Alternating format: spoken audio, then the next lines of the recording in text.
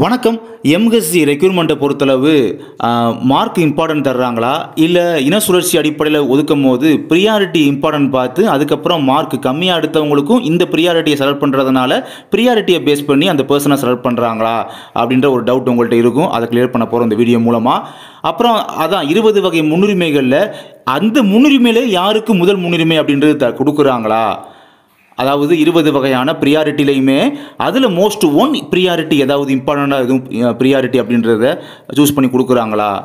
So இது இப்படி செய்வது நியாயமாக போட்டிருக்கேன் பார்த்தீங்களா, அதை நீங்கள் தான் முடிவு பண்ணணும் இந்த வீடியோ பார்த்துட்டு. ஸோ கிளியர் கட்டாக இந்த வீடியோக்குள்ளே பார்க்கலாம். நேற்று நான் போஸ்ட் பண்ண வீடியோவில் கூட சொல்லியிருப்பேன், மொத்தம் 20 வகையான ப்ரியாரிட்டியில் மேஜராக நம்ம பர்சன்ஸ் உள்ள ஜாபுக்கு போகிறது பார்த்தீங்கன்னா செலக்ட் பண்ணுறது இந்த 6 வகையான ப்ரியாரிட்டியில் ஈஸியாக உள்ளே போயிடுறாங்க. மற்றதெல்லாம் நிறையா பேர் வச்சுக்கிறது ரேரு தான். அந்த மிலிட்ரி அண்ட் அதர்ஸ் இருக்குது பார்த்தீங்களா, பர்மா, அப்புறம் அங்கே இலங்கை அகதிகளாக வந்தவர்கள். ஸோ அந்த மாதிரிலாம் ரொம்ப ரேரு தான் இல்லையா. So P1, P2, P3, P6, P7, P12. So இந்த மாதிரி பர்சன்ஸ் நிறையா பேர் போயிடுறாங்க.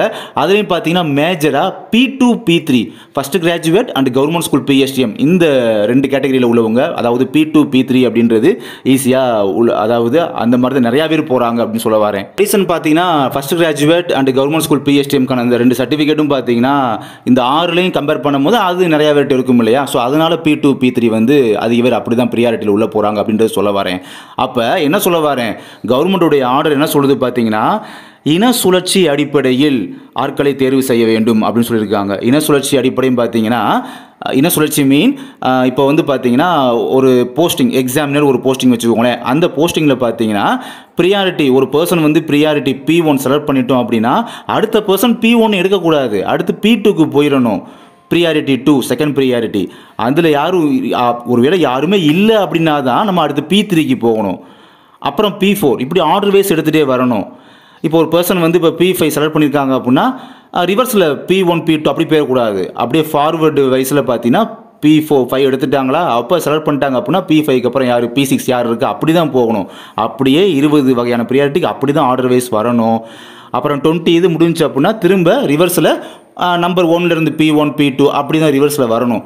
இதுதான் பார்த்தீங்கன்னா கவர்மெண்ட்டுடைய ஆர்டர். இதை மற்ற ரெக்ரூட்மெண்ட்டில் கூட பார்த்தீங்கன்னா ஃபாலோ பண்ணுறாங்க, அதாவது ப்ரைவேட் ரெக்ரூட்மெண்ட் கூட ஃபாலோ பண்ணுறாங்க வச்சுக்கோங்களேன்.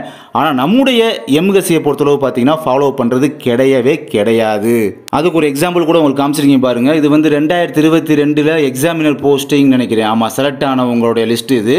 இதோட PDF பார்த்தீங்கன்னா நம்முடைய வாட்ஸ்அப் குரூப் லிங்க் ஒரு டிஸ்கிரிப்ஷனில் இருக்குது. அந்த வாட்ஸ்அப் குரூப்பில் கூட நான் போஸ்ட் பண்ணிவிட்டு நான் பின் பண்ணியுமே வைக்கிறேன், ஃபுல்லாக எடுத்து பாருங்கள். ஸோ இந்த மாதிரி தான் எம்எஸ்சியை பொறுத்தளவு செலக்ட் பண்ணுவாங்க. அதாவது யார் ஹையஸ்ட் மார்க் எடுத்திருக்காங்களோ, இப்போ பிசி கம்யூனிட்டியில் ஹையஸ்ட் மார்க் யாரோ அந்த பர்சனை செலக்ட் பண்ணிவிட்டு, அதாவது பிசியில் ப்ரியாரிட்டியை செலக்ட் பண்ணவங்க, அப்போ பிசியில் யார் ஹையஸ்ட் மார்க்கோ அந்த பர்சனை செலக்ட் பண்ணிவிட்டு அவர் ஏதோ ஒரு ப்ரியாரிட்டியில் அவங்க எடுத்துக்கிடுவாங்க. அதுக்கப்புறம் எடுத்ததுக்கப்புறம் அவர் என்ன வகையான ப்ரியாரிட்டி P1, P3, P5 அப்படின்றத அதுக்கப்புறம் தான் மென்ஷன் பண்ணுறாங்க லிஸ்ட்லேயே. ஸோ இது பார்த்தீங்கன்னா கவர்மெண்ட் நார்ம்ஸை இவங்க ஃபாலோ பண்ணலை அப்படின்னு தான் சொல்லணும். அதனால் எம்எஸ்சியை பொறுத்தளவு, அதாவது நம்முடைய மெட்ராஸ் ஹைகோர்ட் ரெக்ரூட்மெண்ட்டை பொறுத்தளவு பார்த்தீங்கன்னா இந்த மாதிரி தான் ஃபாலோ பண்ணுறாங்க. ஸோ ஃபஸ்ட்டு மார்க்குக்கு தான் இம்பார்ட்டன்ட்.